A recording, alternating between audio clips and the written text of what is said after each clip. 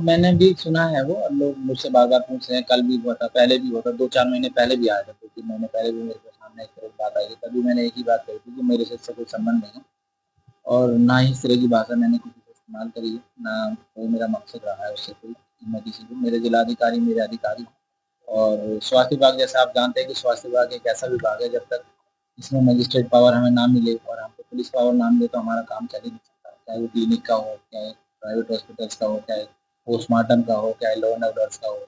जैसे जैसे हम उनके साथ रहते हैं, वैसे वैसे उनका साथ हमको बराबर चाहिए होता है।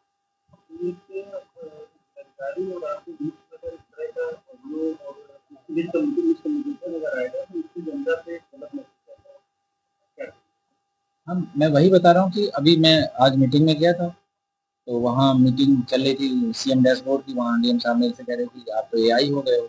मैंने कहा सर ऐसा है कि मुझे भी सुनने को तो मिल रहा है कि अभी तो जिंदा हो, आप तो बैठे हो। तो इस तरह की बात हुई, फिर उन्होंने मुझे कहा कि आप जाओ यहाँ से। और मेरे हाथ लगा के हाथ पे मुझे दिया, तो मैं तो चला यहाँ से।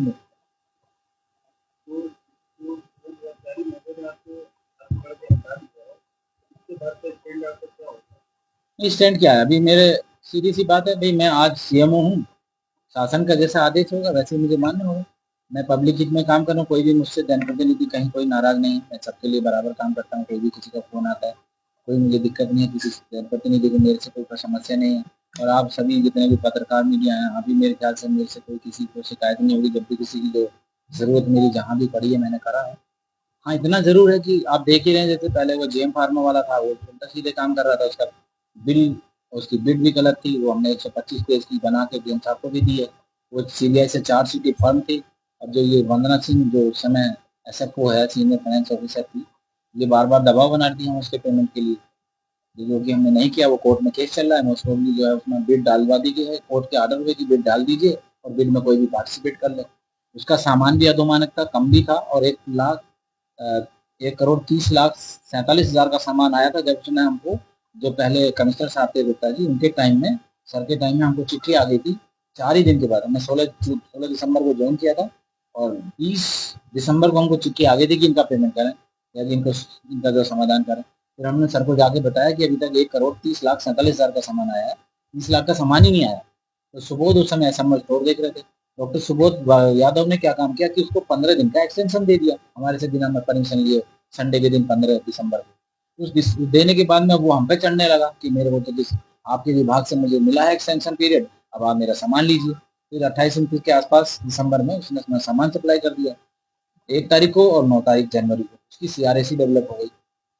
फिर वो पेमेंट के लिए हमको लड़ाई झगड़ा ये करता रहा। डीएम साहब के यहाँ शिकायत की, डीएम साहब ने हमसे कहा इसकी शिकायत की जो है जांच करके दीजिए। इसी बीच में एसएफओ ने हमको चिट्ठी लिखनी शुरू कर दी 2-3 बार की इनका पेमेंट के लिए लगाइए, इनका सामान आ चुका है। तो उससे हमने कहा भी ऐसे कैसे हो सकता है, जब कि सीबीआई से चार्जशीट है।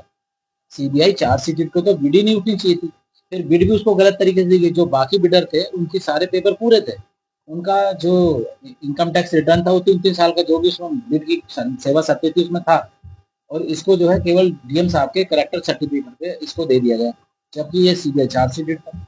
और उसके बाद जो सामान इसने बाद में दिया उसका बैच नंबर अलग है, जो बिल इसने जो उस पर डाले हैं चैन पे उसका बैच नंबर अलग है। तो अब पेमेंट नहीं हो सकता था, वो कोर्ट में चला गया, कोर्ट में मोस्ट प्रोबेबली जो है खत्म ही हो जाएगा। अब ऊपर आरएन सिंह जो अन्वेषण देख रहे थे, सारा अर्बन उन्हीं के पास था, वो ज्यादातर लोगों को भगाए रहते थे। अब डीएम साहब भी उधर ही गए, हम भी उधर ढूंढना शुरू किया। जिसको भी पकड़े, जो गायब मिलता था हम भी उसकी तनख्वाह बाधित कर रहे हैं, हम भी उसकी एक्सप्लेनेशन कॉल कर रहे हैं। वही डीएम साहब हमसे चाहते भी हैं। सस्पेंशन मेरे हाथ में नहीं है, अगर मैं किसी को निकालूंगा तो डीएचएस से है, तो डीएचएस में मुझे रखना पड़ता है। फिर वहाँ पे डीएचएस में जो डीएम साहब अध्यक्ष होते हैं, वो वहाँ डीएचएस का निर्णय होता है, डीएम साहब की अध्यक्षता में होती है। तो कुल मिला के ये है कि मैं किसी को एकदम से निकाल के थोड़ी भेज दूंगा, कल वो कोर्ट चले जाएगा। अभी सभी नहीं, अभी देखो हुआ क्या है कि जितने भी ये इस तरह के थे जो वहाँ चोर बाजारी कर रहे थे, मक्कारी कर रहे थे, घपला कर रहे थे, जैसे डॉक्टर सुबोध हैं, उनको वो क्लिनिक रजिस्ट्रेशन देख रहे थे। आप लोग मुझसे ज्यादा जानते हो कि अब तक कैसे चल रहे थे। एक भी हॉस्पिटल की हमको फाइल नहीं मिली, ना हार्ड कॉपी ना सॉफ्ट कॉपी। हालत ये है कि सब फर्जी तरीके से ऐसे ही चल रहे थे उनके। अब उन पर हमारा ये सिद्धांत है कि जहां भी किसी भी हॉस्पिटल का रजिस्ट्रेशन रिन्यूअल आ रहा है, हम अपनी टीम को भेज के उसके पहले चेक करा रहे हैं, उसके पेपर चेक करा रहे हैं, उसके डॉक्टर्स के चेक करा रहे हैं, उसका पॉल्यूशन चेक करा रहे हैं, उसका अगर फायर का एनओसी नहीं है वो चेक करा रहे हैं, बायोगैस का एग्रीमेंट है कि नहीं है। उसको कराने के बाद जब पूरा सही है तो उसका बराबर काम हो रहा है, बराबर करा रहे हैं, तो वो काम चल रहा है। लेकिन जब सुबोध वगैरह के टाइम में, सुबोध के टाइम में, सुबोध यादव के टाइम में जब ये काम हुए हैं, अब उसको, अब वो दोबारा से हमारे बीच में आने को तैयार है कि हमको ले लीजिए। हम उसको इसलिए नहीं कि उसने सारा घपला उसी ने फैलाया हुआ।